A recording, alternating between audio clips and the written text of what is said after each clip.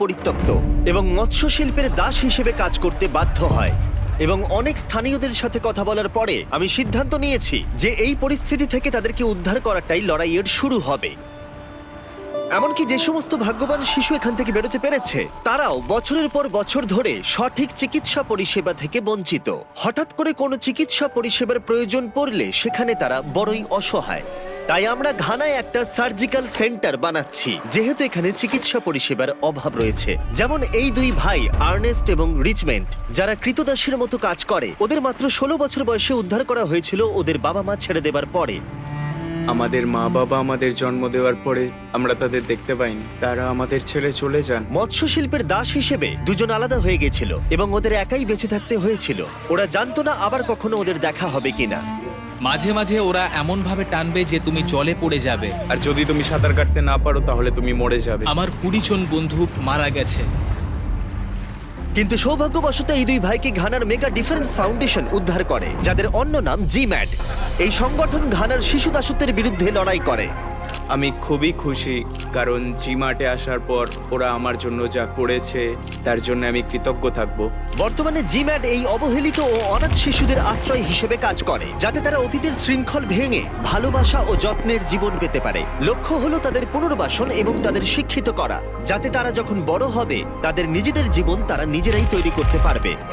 যখন এই দুই ভাই রক্ষা পেল, ভাগ্যক্রমে তাদের চিকিৎসার প্রয়োজন হয়নি। কিন্তু এই সৌভাগ্য সবার ক্ষেত্রে ঘটে না। তাই আরো জানতে আমি অস্টিনের সাথে দেখা করলাম, জিম্যাডের এক্সিকিউটিভ ডিরেক্টর, যে এদের কাছে বেঁচে থাকার জন্য চিকিৎসার প্রয়োজন ব্যাখ্যা করেছিলেন। ওদের জিম্যাড কম্পাউন্ড থেকে প্রায় 30 মিনিট দূরের একটা হসপিটালে যেতে হয়, যেখানে রোজ প্রায় 600 জনেরও বেশি রোগী লাইনে অপেক্ষা করে থাকেন। আমাদের ওয়ার্ড স্পেস খুবই সীমিত, আমাদের আরো অনেক ওয়ার্ড স্পেসের প্রয়োজন। আসলে এখানে যতজন ভলেন্টিয়ার সার্জন অপারেশন করেন তারা প্রায় 200টারও বেশি অপারেশন করেন, তাও মাত্র 4-5 দিনের মধ্যেই। সারাদিন বহু মানুষ লাইনে দাঁড়িয়ে থাকার পরেও চিকিৎসা থেকে বঞ্চিত হয় দেখে আমরা তৎক্ষণাৎ জিম্যাড কম্পাউন্ডে একটা সার্জিক্যাল সেন্টার তৈরি করা শুরু করে দিই।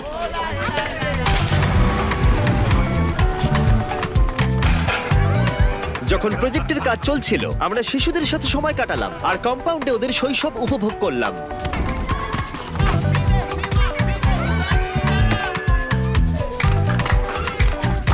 মিস্টার বিস্টের সঙ্গে দেখা করে আমি খুব খুশি। আমার খুব ভালো লাগছে। ভাগ্যবশত আমি সেলিব্রিটির সঙ্গে দেখা করেছি।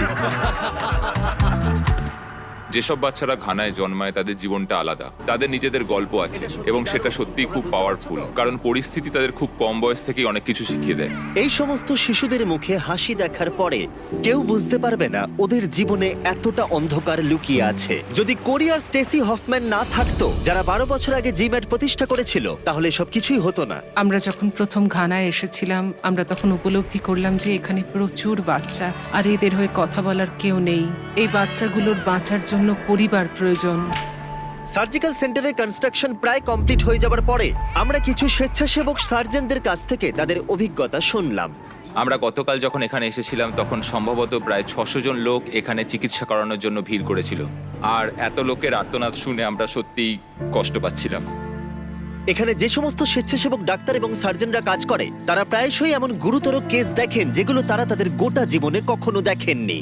সত্যি কথা বলতে আমাদের এখানে 60 জন ব্যক্তি আছেন যারা স্বেচ্ছাসেবক হিসেবে তাদের সময় দিচ্ছেন। তারা এই পথটাই বেছে নিয়েছে। তাদের কঠোর পরিশ্রম এবং এনার্জি এত মানুষকে নতুন করে বাঁচার উদ্যম ফিরিয়ে দিচ্ছে, এবং তাদের দেখা দেখি আরো বহু মানুষ আমাদের সাথে যুক্ত হতে চাইছেন, যেটা দেখে আমাদের সত্যিই খুব ভালো লাগছে। আমরা চাই আরো মানুষ এখানে এগিয়ে আসুক। অনেক মাস ধরে কাজ চলার পরে অবশেষে আমরা জিম্যাডের নতুন সার্জিক্যাল সেন্টার তৈরি করে ফেললাম, আর এবার এটার উদ্বোধনের সময় এলো। সমস্ত ঈশ্বরকে সাক্ষী রেখে আমরা উদ্বোধন করছি। আমিন। এই সার্জিক্যাল সেন্টারের সাহায্যে জিম্যাড আরো অনেক বেশি মানুষের কাছে চিকিৎসা পরিষেবা পৌঁছে দিতে পারবে। এখন আমাদের কাছে সেই ক্ষমতাটা আছে যাদের প্রয়োজন তাদের সার্জারি করা। উদ্বোধনের পরে নতুন তৈরি সার্জিক্যাল সেন্টারের বাইরে ওরা উদযাপন করছিল এবং আনন্দ করছিল, এবং তার পরের রাতেই একজন রোগী এখানকার আধুনিক চিকিৎসা পরিষেবার সুযোগ পেল। একজন কম বয়সী মেয়ে মেরি, যার পা এতটাই ব্যাকা ছিল যে সে হাঁটতে পারত না, কিন্তু সৌভাগ্যবশত বিচ ফিলান্থ্রপি নতুন সার্জিক্যাল সেন্টার এবং তার সার্জন ও চিকিৎসা পরিষেবা তার পা ঠিক করে দিল।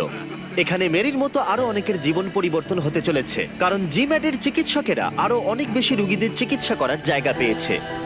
তোমরা যদি এই কাজের অংশীদার হতে চাও যেটা জিম্যাট করছে, তাহলে নিচে ডেসক্রিপশনে দেওয়া লিংকে ক্লিক করো আর ডোনেট করো। সত্যি বলতে তোমাদের সাহায্যেই জিম্যাট আরো অনেক শিশুদের সাহায্য করতে পারবে আর ওদেরকে যত্ন ভালোবাসা দিতে পারবে। ডেসক্রিপশনের লিংকে যাও আর সাহায্য করার চেষ্টা করো। তোমরা পারলে এটা করো, কারণ এটা ওদের কাছে অনেক বড় পাওনা আর আমার কাছেও। আমি স্পেশাল থ্যাঙ্কস জানাতে চাই অক্স ব্লুকে এই ভিডিওতে টাইম ল্যাপস ক্যামেরাগুলো আমাদের ডোনেট করার জন্য। তোমরা সত্যিই অসাধারণ।